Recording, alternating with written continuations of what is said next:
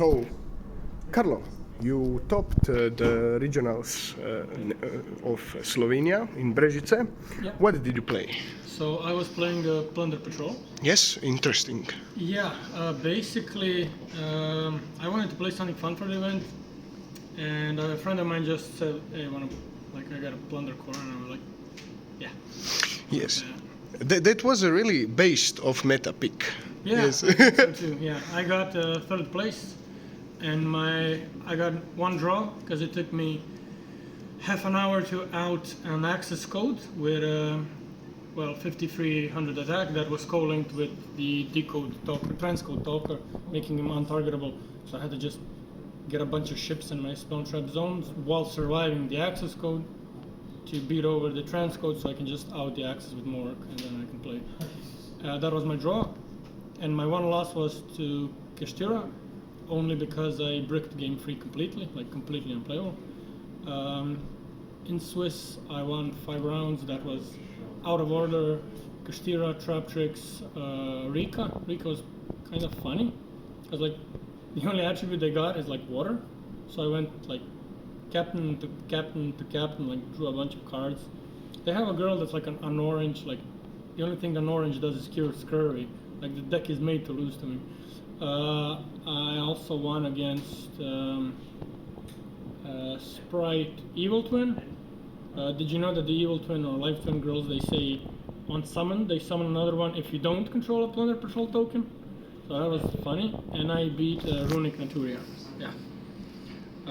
That one was also funny. I'm not sure which match, but like deck performed way better than I expected. At one point, you can turn one ship with Whitebeard in hand into like 3 different ships, and the guy was like, "No way your cards do that," and he started reading them all like frantically, and he was like, "Okay, I'm done reading, I trust you."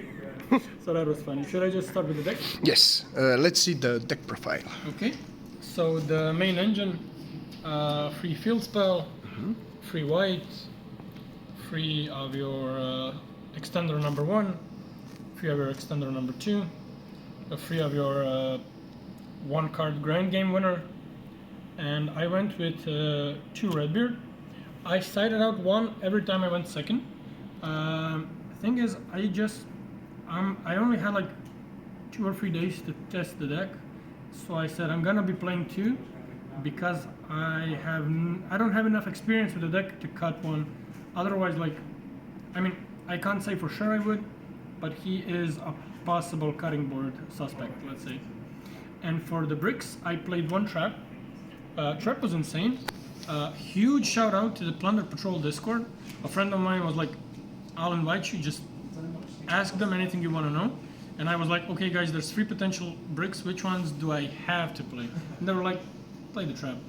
So I just played the 1 trap, I didn't play the equip or the fusion spell, and the trap was actually insane. Yes. So full consistency. Yeah, deck is incredibly consistent. And the other engine I played in main was Brave. I went for the full package because you can easily convert them. If you just get this, you can convert it and like Whitebeard into full combo, or it or some other name. Of course, these 3 as well. I opened this like 3 or 4 games, and one of those games I also hard drew Griffin, so it was fine. One of those games I got a random ash on the monster search, so that was more than I expected. And like, it wasn't really a problem, because going first again, even going second, you just get a body off of the spell, and you can convert the body into making ships. And the, let's say, Brave Engine card, it gets you, it's usually here to get this engraved, but like, one of the times I saw it, I had the Plunder Patrol bird, so I sent a name to get, like, to be able to activate bird and go off. This can also send like golden hair. That's not, like, those are not play lines you want to go for, but it's definitely play lines you can go for when you open this. So I just wanted another consistency option in the main deck. Yes, yes. The last non-engine, non-going second card was Terraforming, which basically is just the 4th field spell. Also sided that out a lot. Like, it's cute, but I just wanted to have a few more going second cards or blowout cards. For my hand traps, I went free Imperm, free Ash, and the Gamma package. This was in here because I wanted to have it games 2 and 3 against Kashtira even when I'm going first. Because they can either shifter me in main phase, in standby phase, sorry, or they can shifter me when I activate my field spell. If they wait for my discard, I could discard white and then I just get too much value. So they're not going to be waiting that long after game 1 when they realize what Whitebeard does. So keeping this in meant that it basically, like, I'm not putting it inside deck. It gave me a way to play around shifter, and if they do try and shifter me, and I do gamma them, they're just insane because this gives me a free level 8 synchro. And the last 2 cards were these. So I'm playing 41 only because of the siding patterns. And I only played these because they were a relatively solid card going both first and second, like most hand traps. But I did not enjoy playing them that much. Also, the reason I chose this over like Effect Veiler, I believe that Effect Veiler does way too little. It does less than Imperm, and it also plays into talents, and it can be just kind of wacky if you like top deck. Like it's just not a feels good card, let's say, to have. So I just went for a card that that wasn't a weak hand trap and wasn't a situational hand trap like Alencia or Droll, because I knew there would be a lot of weird decks. So for the extra deck, I played Almirage, free captains, to this ship. This one could probably be played at 1, but again, I had no experience with the deck and I didn't want to learn on the go whether I actually need a second one or not. To the fusion, this is the one you end on with your combo. 2 of the Mork, 2 of the Bran, and then I just played the Bahamut and Toad package. And like the last card was Zeus. This one was quite funny because like people, Kashtira would always rip him out and they were like, okay, I got rid of Zeus, but like I don't care. Like this is completely like, not saying it's useless. Sure, it's cute, especially with Bahamut, but like I'm probably not making it anyways. So them not taking an actual resource was always kind of nice. So it was bait for Unicorn. Well, like I did want to have it in extra, but mostly it was just bait for Unicorn. Throughout the day, a lot of people didn't really understand what the deck did, and people were, it kind of felt like people were very shocked to play against the deck they don't understand. Like there was a few times where I was like end phase and they were like, yeah sure, end phase Nibiru, and I'm like, we're in end phase, and they're like, oh sorry, I meant end of main. Actually, like I let all of those go. Like I was like, sure, you can nib me in main phase, I don't, or like sure you can activate whatever. There was some guy who was like, there was something else like that. Like I let all the misplays go through and I still won all of those games because the deck really has an insanely potent engine. Like I was surprised how much pure card advantage the deck creates. Every one of your ships is a +1 on resolution every single time. Yes, and how was the Almirage? Did it come up? Maybe like once, but I was glad. Okay, once I needed it, and once against Trap Tricks, it let me commit fewer resources by allowing me to start with Golden Hair. So I'm glad I played it, yeah. And then the side deck. So it's kind of out of order here. I went with spells first.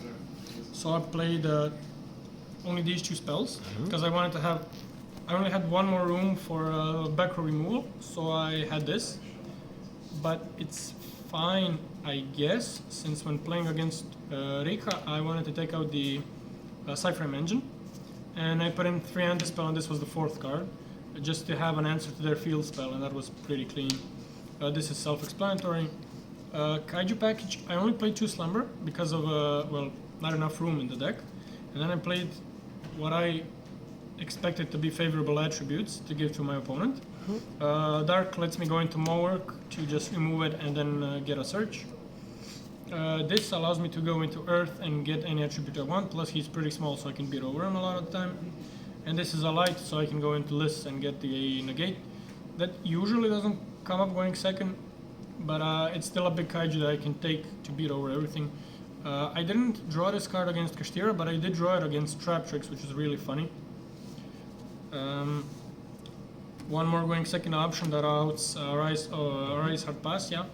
Pancratops is just a good card, like Yes. self-explanatory. Blowout Traps, this also just a cute card against Runic, against back row decks, against fair mid-range decks such as, well, not Mirror Match because you just get a token, but like Sprite if they don't go like negate routes, if they just go with like Evil Twin or something, this is a good card. And then going first, like I'm completely aware that Rivalry in this deck can be an FTK if you give them a token, but the thing is that's quite cheesy and it also just conflicts with Brave. Instead I just went for Anti-Spell, that's a card that wins games on its own, and I just wanted to have 4, just when I didn't side this in against Rika, of course, because like they're all plants, and if I get interrupted and I can't give them a token, I'm screwed. This is just then a -1. But I want to have like 4 generic floodgates, since the deck is pretty strong, especially with an Omni Negate from Brave or Bahamut Shark. I wanted to have 4 floodgates that I can put in if I take out the Cyframes. So no Nibiru. No, I did not play Nibiru, because in Croatia all of the Kastira players started going for Ice Hot Control, and that did cost me, kinda, because in Slovenia they're still all going with the Wombo Combo route, and the other decks started to, like most decks started to adapt, like Sprite realized, okay, Nibiru's back in the format, we're going for Rushing Gigantic, Trap Tricks goes for the Reflegia. The only thing I wanted Nibiru against was the Dark Worlds, but again I was like, I heard that Dark World isn't popular in Slovenia. I knew none of the guys going from Croatia are gonna play it, and I was like, okay, hopefully I don't run into the one guy playing that deck without any Drolls or Nibs, and even then, if I draw a combination of Ash, Imperm, Gamma, there's a chance I'm playing through.